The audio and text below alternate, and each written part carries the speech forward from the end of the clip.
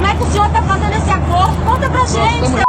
Brasil, recuperando pro senhor. Vocês quebraram o Brasil. O senhor conseguiu estancar a Lava Jato, foi? Vocês estão recuperando. Acho que a gente se revolta com o que ele fez, mas justamente porque a gente tem muita coisa boa, né? E porque a gente gostaria que as coisas boas acontecessem. Então a gente se revolta quando um cara que tem a oportunidade de fazer alguma coisa boa não faz pro mal, muito pelo contrário, né? Então a quantidade de gente que tem aparecido assim com esse mesmo espírito, eu digo, gente, é a coisa mais maravilhosa para mim. Não tenho dúvidas que já tem um ganho imenso.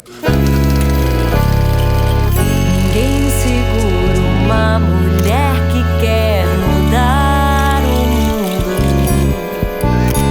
Nem vem dizer que não dá pé, pois ela vem com tudo. É preciso mais que coragem, deve ter amor na bagagem e força pra seguir com fé. Quando a gente se abraça, tudo fica bem melhor. Ai, que corajosa, eu pensei que era uma jornalista, mas ai, que corajosa essa moça, parabéns pra ela, olha, fiquei orgulhosa já antes de saber que era minha filha, né?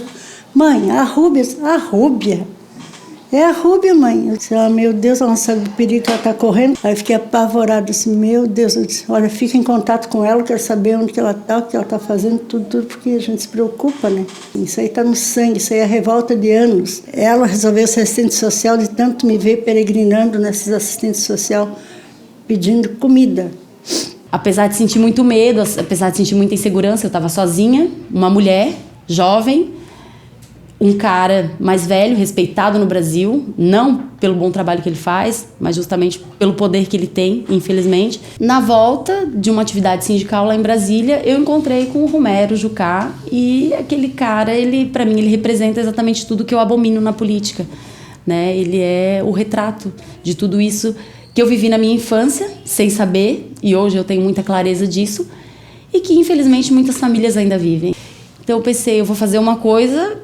E eu senti muito medo, porque eu estava em São Paulo e eu pensei, muita coisa pode acontecer aqui comigo e minha mãe talvez nunca nem saber, mas eu preciso fazer isso. E eu pensei nas palavras para usar, para não sair dali presa. Pensei em tudo que eu podia fazer. Senti medo de me tornar mais um Rafael Braga, lá na cadeia, sem conseguir provar a inocência, sem conseguir dizer que eu não sou bandida.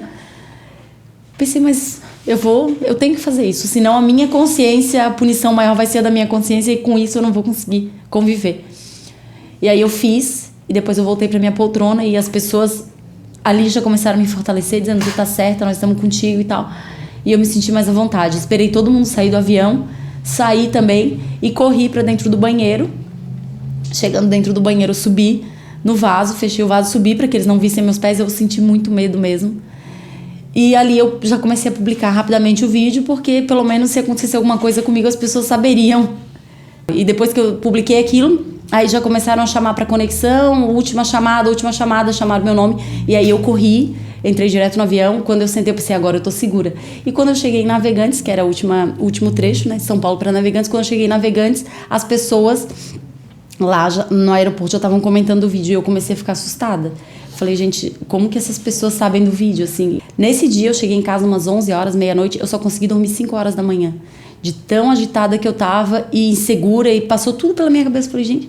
E eu fiquei assim, gente, eu vou sair na rua, agora as pessoas vão me conhecer, e eu pego o ônibus para ir pro trabalho, e eu não sei quem pode, de repente, aprovar o que ele faz, gostar dele, querer me fazer algum mal. Eu tô aqui, eu vivo essa vida cotidiana, eu ando nas ruas, eu sou uma pessoa comum, estava sempre a par das discussões, e me senti forte o suficiente para questionar, porque também tive noção do meu papel enquanto cidadã, tive noção do papel dele enquanto político, que deveria nos representar, mas às vezes as pessoas não querem falar sobre política, né? É muito difícil, assim, as pessoas se interessarem por isso. Eu acho que aí a educação tem um papel fundamental. A gente precisa trazer já para as crianças, para os adolescentes, né, como funciona o sistema político do Brasil. A gente precisa também de uma reforma política urgente. Mas é isso, acompanhando, eu acho que sempre está tendo notícia de corrupção. Isso aí não falta pra gente, infelizmente, né? Os casos escandalosos que a gente tem visto, a gente liga o jornal e é só isso. Então, assim, é gravar a figura do sujeito e ele tem a noção disso, que se ele fizer alguma coisa lá, as pessoas vão saber e, para além disso, elas vão questionar, elas vão brigar e outras pessoas também. E que se torne uma onda, que se torne uma prática comum, porque se é uma democracia, a gente tem que ter direito à voz, né? É preciso mais que coragem, deve ter amor na bagagem. E que o que tem de ruim no nosso país é decorrência dessa desigualdade social, né? O que a gente diz, a violência, a fome, tudo, é decorrência, é resultado da desigualdade social. Então, a gente sabe que a gente já consegue ver onde é que está o foco do nosso problema, o problema do nosso país, é a desigualdade, né? Porque justamente essa espiritualidade das pessoas, independente de religião, mas a forma como elas acolhem, essa amorosidade, assim, a gente tem percebido, não à toa, as pessoas que vêm de fora de outros países se encantam, porque às vezes é isso, a pessoa te dá um abraço, conversa contigo, te olha nos olhos, independente de quem tu é ou o que tu representa. Então essas coisas a gente já tem, né? O nosso país já é rico nisso, em recursos naturais, em riquezas, enfim. E o que vem a destruir tudo é a desigualdade social. E a desigualdade social é uma ação de alguns homens que estão lá, com poder, com uma caneta, e eles ainda dizem que podem fazer o que eles quiserem, porque afinal de contas eles foram democraticamente eleitos. Então assim, a gente perde inclusive o direito de questioná-los, né? O direito de criticá-los, porque eles dizem, não, eu tô aqui porque me escolheram. E ainda jogam na nossa cara o número de votos que eles tiveram. Né? Então assim, pronto, a partir dali eles têm aval para fazer absolutamente tudo que eles quiserem com o nosso país. Então eu acho que a intenção é justamente inverter isso e dizer que realmente o processo é esse, as pessoas vão votar e tu vai ter esse aval para dizer, só que tu tem que continuar fazendo, tu tem que executar aquilo que tu disse, porque eles, para pedir voto, eles dizem uma coisa, mas para se perpetuar no poder eles fazem outra, né? A ação é completamente diferente do que eles disseram, né? Eu não sei se a gente já tá gravando, se vai ter um a todo momento. É preciso mais que coragem, deve ter amor na bagagem. Então, eu sou a Rúbia Sagaz, eu tenho 33 anos, eu sou assistente social, trabalhadora da educação do Instituto Federal Catarinense. Eu sou feminista, eu sou socialista, sou de esquerda. E eu sou feminista antes mesmo de conhecer a teoria feminista. Eu sou feminista justamente como minha mãe disse, por observar principalmente a luta dela na criação dos filhos, que eu sou uma delas, né? Dos 7 filhos, né? Eu e meus 6 irmãos, por observar toda essa luta, ver que tanto ela como o meu pai, eles saíam muito cedo de casa e deixavam a gente como podiam, com um pouco de comida que tinha, e um cuidava do outro, e assim a gente foi crescendo. E ao mesmo tempo também a relação que eu e os meus irmãos estabelecemos é fruto disso, porque a gente sabe que tinha muita dificuldade econômica, mas a gente se fortalecia entre nós, a gente arrumava estratégias, inclusive, para fazer a nossa alimentação, o que um sabia fazer. Tem um irmão que é especialista em fazer massa de bolinho. Então, o outro vai lá e troca os restos de comida por um ovo na casa de uma senhora que tinha galinhas. Então, a gente fazia toda a logística para fazer o bolinho e comer à tarde, porque a gente não tinha nada para comer. Então, quando a minha mãe chegava, ela estava tranquila, tranquila entre aspas, né? Porque ela ficava com aquela preocupação durante todo o dia, mas por mais um dia a gente tinha sobrevivido. Então, foi uma infância de muita pobreza, mas de muita solidariedade entre nós, assim. Mas a gente aprendeu a se fortalecer nesse sentido.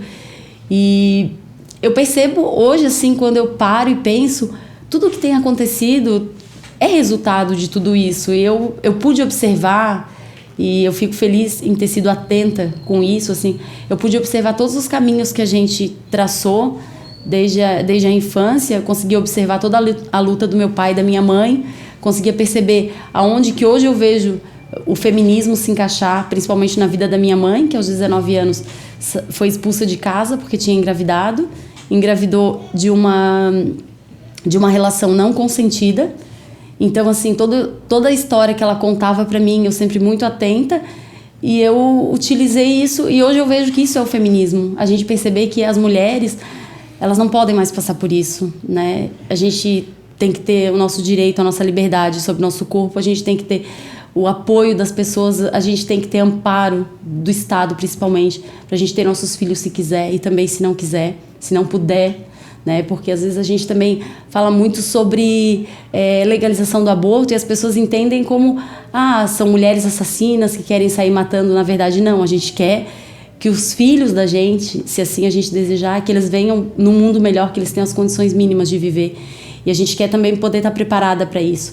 Então, a partir do momento que se discute legalização do aborto, não se fala só no aborto em si, se fala na própria educação sexual da mulher, na educação, no debate de gêneros nas escolas, para que as meninas compreendam, conheçam os corpos delas, mas para que os meninos também conheçam e entendam, porque isso não é só uma questão das mulheres, porque quando se fala em maternidade, centraliza só nas mulheres. E quem são os homens? Né? Cadê os pais dessas crianças? Então é sobre isso que a gente está falando. Preciso mais que coragem, deve ter amor na bagagem e força pra